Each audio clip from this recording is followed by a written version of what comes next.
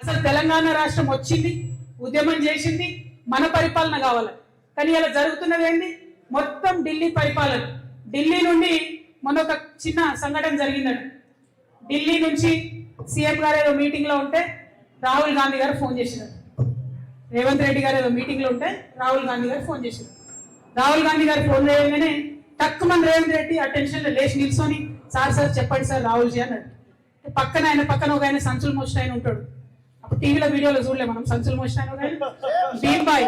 ఆ భీంబాయ్ ఏమన్నాడట, ఎందుకన్నా నువ్వు లేచి నిలబడుతున్నావు, ఫోన్ చేసింది రాహుల్ గాంధీ కదా, మరి ఫోన్ లో కనబడదు కదా, నువ్వు నిల్చున్నావా కూర్చున్నావా, ఎందుకన్నా నువ్వు లేచి నిలబడా అన్నాడు.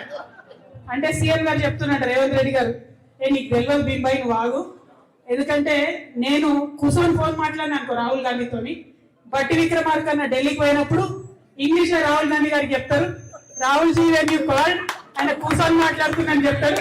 కాబట్టి నిల్చొని మాట్లాడితేనే మనకు నాకు కూర్చుంటది ఉంటది, మోస్తానికి నీకు సంచి ఉంటది రా నాయన, లేకపోతే నాకు కూర్చుంటది నీకు సంచి ఉంటది అని చెప్పిండు. అంటే ఎంత ఘోరమైన గులాంగిరి అంటే అంతకుముందు కూడా చూసినాం.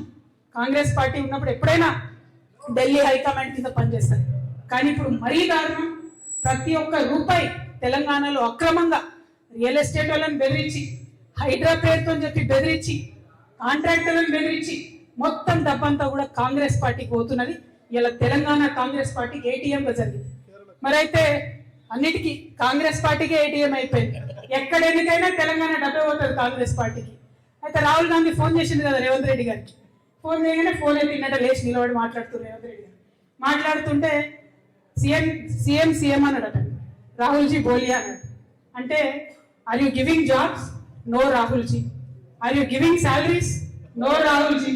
Are you giving pensions? No రాహుల్జీ. Are you giving Rythu Bandhu? No రాహుల్జీ. CM, do you know there is Kerala election? Yes రాహుల్జీ. Money to Kerala? G రాహుల్జీ. So ఇట్లా నడుస్తుంది వాళ్ళ కథ. అంతే తప్పితే ప్రజల ముచ్చట్లు, ప్రజలకు ఇచ్చే పనులు, ప్రజలకు ఇచ్చే అవసరాలు అనేటటువంటి లేదు.